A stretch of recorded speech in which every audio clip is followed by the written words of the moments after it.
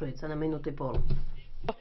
Pitam se hoće li sljedeći samit 22. i 23. ožujka moći apsolvirati ovoliki broj tema koji je na dnevnom redu. U svakom slučaju, drago mi je da su tu i ekonomske teme, a da su i teme koje se odnose na vanjsku politiku i vanjsko djelovanje.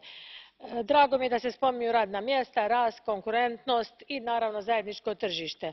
Prošli tjedan je naša EPP grupa boravila u Valenciji gdje smo razgovarali o digitalnom valu kojem Europska unija mora predvoditi. To smatram iznimno važnom temom za nadolazeći sastanak Vijeća i drago mi je da će se upravo raspravljati o digitalnoj Europi. Osobno vjerujem da inovacije mogu promijeniti živote naših građana, a naš zadatak je da inovacije postanu glavnim prioritetom sljedećeg razdoblja.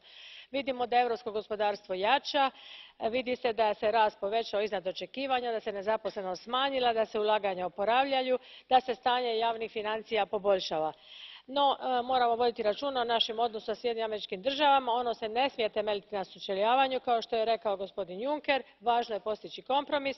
Također mi je drago spomenuti da je predsjednik Juncker obišao zemlje Zapadnog Balkana ili jugoistoka Europe, kako mi volimo kazati.